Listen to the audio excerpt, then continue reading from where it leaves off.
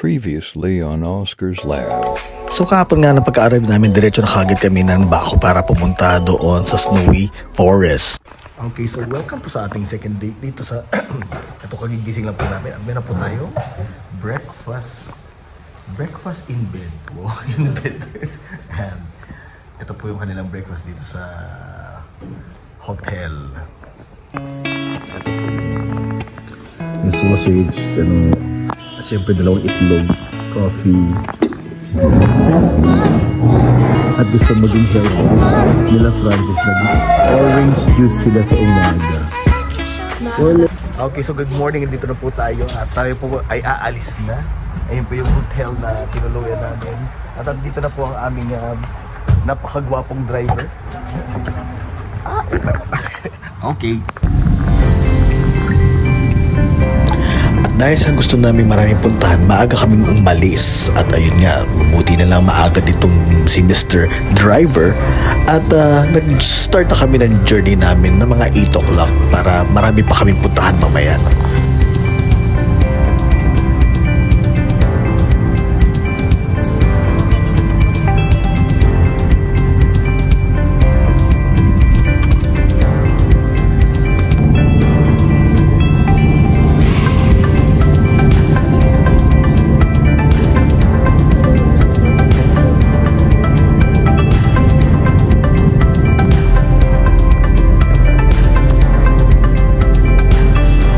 Kaya nako, after 3 to 4 hours ng biyahe ay nakatulog na ako. Paulit-ulit na ako nakatulog pero wala pa rin kami dun. So after ng mahabang biyahe, ayun, narating na namin ang Snowy Mountains ng Godauri.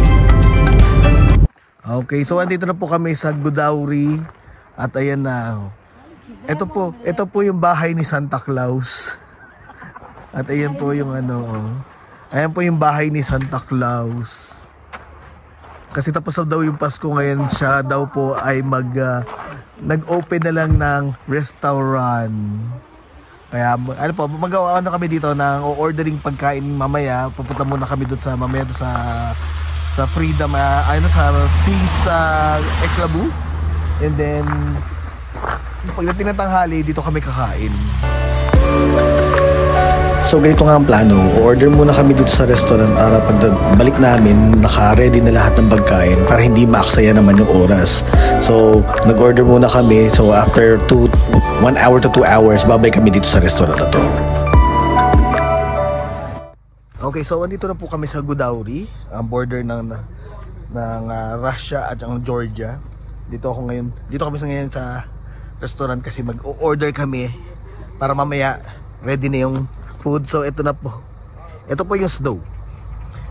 Dahil sa sobrang lamig, ang tagal mo makabuo ng bilog. Kailangan mainit ang iyong kamay. Yan. Kasi gusto sanang gumawa ng square, kaso ang hirap. Kaya gawa-gawa tayo.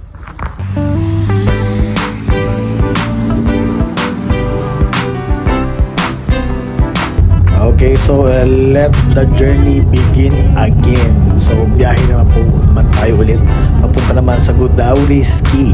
Okay, so nandito naman kami sa ski capital ng Georgia. At ito si Francis, naka-ready na siyang mag-i-ski na daw siya. Siya na daw po ay si Skiki. Siya po ay sasayaw ng ski di maring. Kading-kading. Ayan na. Ski di maring. Kaya yun, hinintay lang namin si Madam para madulas dito. Okay, so nandito naman kami sa mga skiyan, skiyan. Yan. Tapos meron dito kasalun. May tindahan ng Heineken. Ayun pwede ka uminom ng beer. Tapos dito ayan may Dunkin Donut dito. At ayan, dito ang mga nag-ski.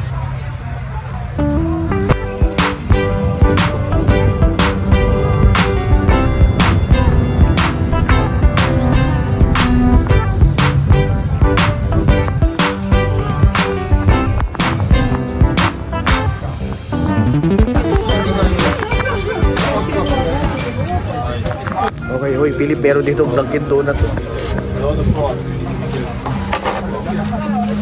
pero marami silang flavor. Okay, so nagano po kami ng card papunta sa ano, sa tuktok ng ano, na Sierra Madre. Sa halagang 14, ano yan, balikan na. Ayan, pupunta na po kami. Ayan, tapos ano po, hahabol po kami dito, sasakay kami dito. Kailangan makasakay kami, kundi kami ay matutumba.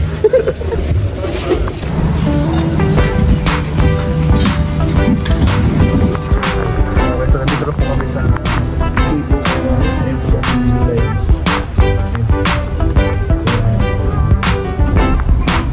Ayan, sarado na po yung pintuan.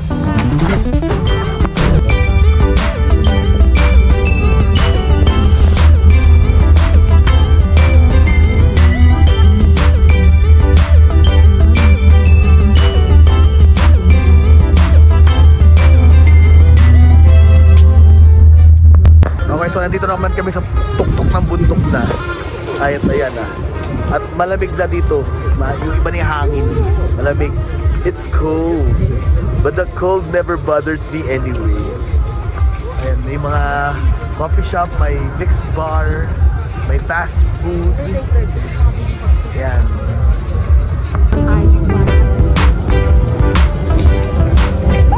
Okay, so ano naman masasabi mo, Ate Glenn? How is the experience? Wala. So first, third time ko sa Georgia. First time dito sa People Bar. Sa mismo ski resort ng Godauri. Yan, lakad-lakad tayo ngayon. Lakad kami. Napakapino ng yelo. Ayan. Halo! Dapat pala bumili tayo ng orange juice, tapos nilagyan natin sa yellow. Ube at keso. Ayan.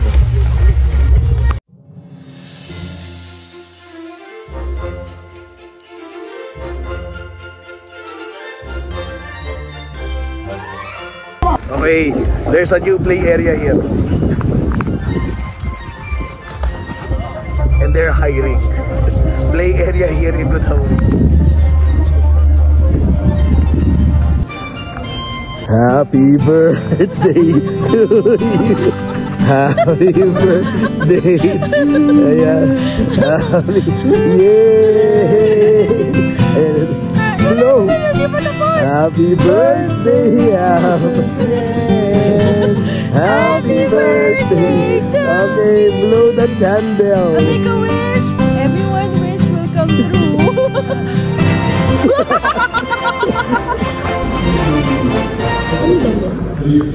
Okay, so dito ulit kami sa restaurant at ayun namang order namin. Steaming hot. Umuusok pa siya.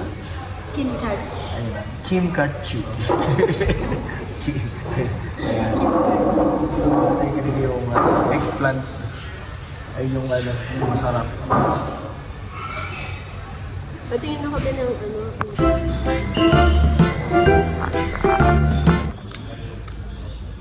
Okay, regarding naman sa food nila. Ayan, ito yung kanilang roast pork. Roast pork, yun. With potatoes. With potatoes and chinless. Beef soup. Chicken soup. Kinkali. Tsaka ito yung eggplant. Yung roast pork, ano siya? Matigas. Matigas.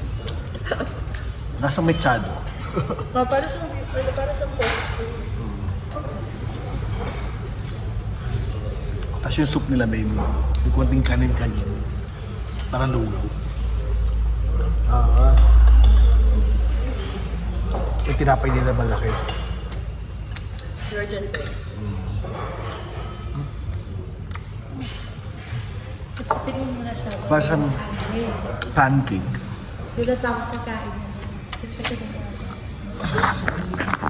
Nakakainin yung kinkali. So ito naman Kasi yung pinapanood ko sa TikTok tayo kinakain. So sabi na 6 eggplant. na siya.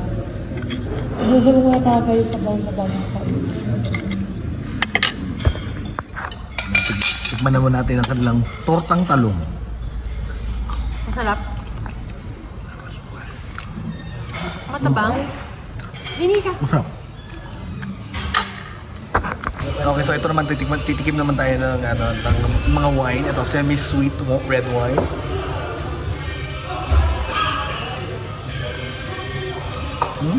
Perfect. Dry yan. Ito naman yung dry. And this is the white wine. Tignan natin yung dry. Kung magda-dry ba ang skin ko dito.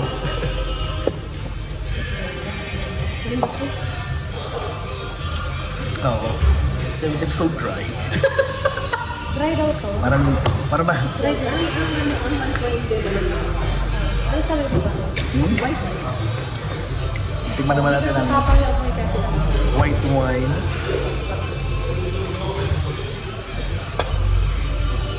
White wine naman tayo. Ayaw lang ito.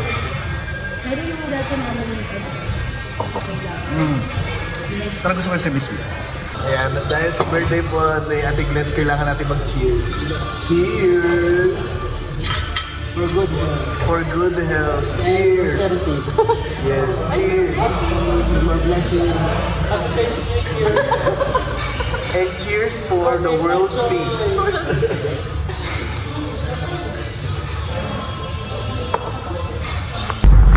Okay, so ganito nga, nakatulog na kami. Ang layo. 3 hours sa biyahe. Ayan. Ako may itlog. At nagnako kami ng itlog. Bakit Ako ba? may itlog. Ang lamig-lamig. Ako bilis. Ano ba yan? Ano ba yun? Mainit to kanina eh. Ano bang klaseng itlog yan? Ayun. At papunta na kami sa church. Kaya ayun. Tayong church. Okay, so nandito ako ngayon sa labas. Para ako nasa set ng movie ng Billy Elliot. Mga kabataan dito parang nasa parang mga 80s. Ayun, hintayin natin si Ate Glens kasi bumili ata sila ng cake. So sa pagka-uwi namin, hinatid lang namin yung mga gamit namin. Then nag-aya si Francis, si Kat at si Ate Glens na magsimba daw kami para magpasalamat kay God. At since birthday ni Ate Glens, gusto din niyang mag-thank you kay God and konting prayer lang naman.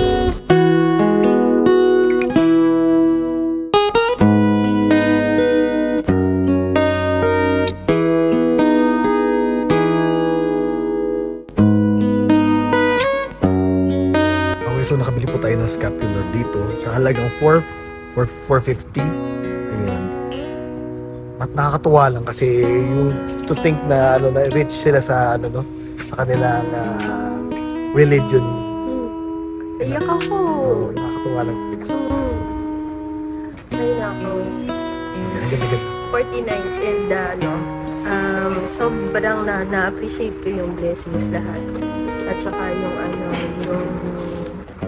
yung opportunity ba na makaalis.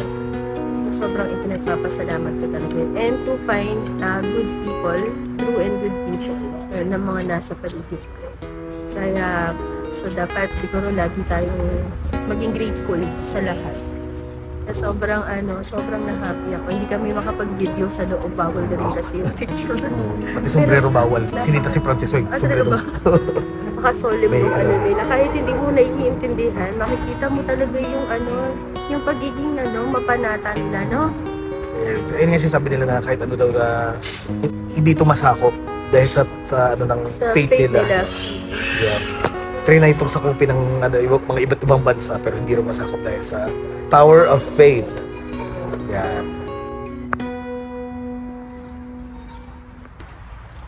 Oh, lakas makasedi ang munting prinsipe.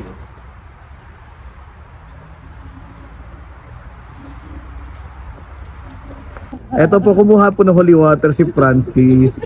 Siya na po ay holy person. Pero pagkakuha po niya ng holy water, hindi po siya nahuli ng mga tao.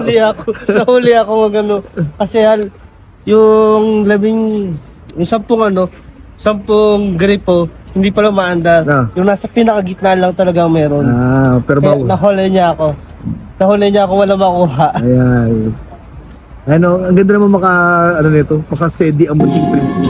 And evening time, pumunta pa kami doon sa restaurant na pinag-reserve ni Natalia dahil may reservation na kami at nanood kami ng show.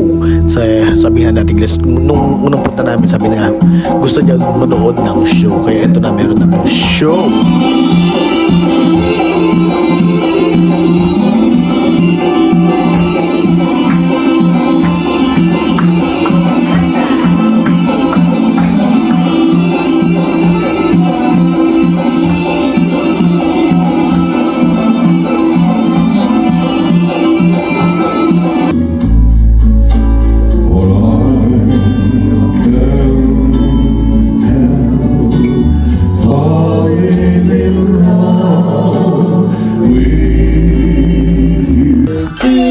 namin, ayun nga, sindihan na namin ang cake na regalo ng aming driver kay Ate Glens.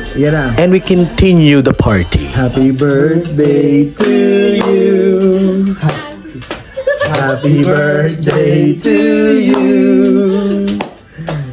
Happy birthday, dear Ate Glens. Happy birthday to you. Okay, make a wish and blow that candle. Yay! Bravo!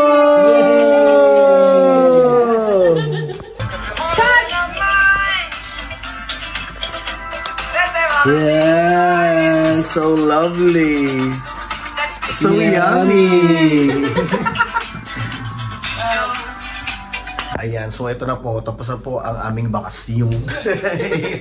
Yeah, kami na po ay uuwi. At magiging back to normal. Back to reality kami. Ayun, kagabi bumili kami ng wine.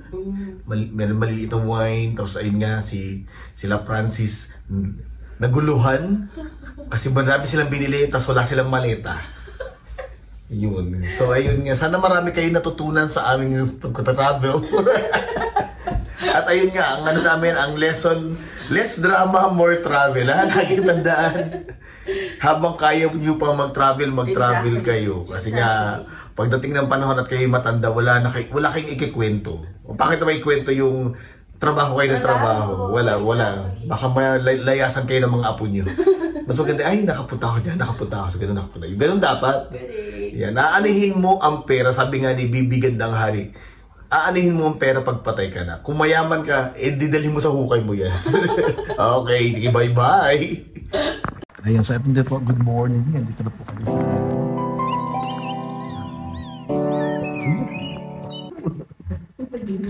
sa dinner table kami. Ayan, so ito na po ang aming breakfast. Dito po sa napakagandang hotel. Ano pangalan ng hotel? Brosa Garden. So, for those who wants to visit Georgia, just mag-book po kayo dito sa napakagandang hotel na ito. Napakabait na mga tao. Kasi kahapon, nalock po yung pintuan namin. Buti na lang yung isang staff dito, parang si Spider-Man. Lumipat siya doon sa kabilang basta napakagaling niya talaga. Kaya yun. So na po tayo. Magre-ready na po tayo sa ating pag-alis at pagbalik po sa realidad. Ngayon po natutuwa na po si Francis kasi sabi ni Francis, less drama, more travel. Yeah. At ayun po si Kat, kain na kain. Nakatago sa bulaklak. Ayan, sige, kain-kain.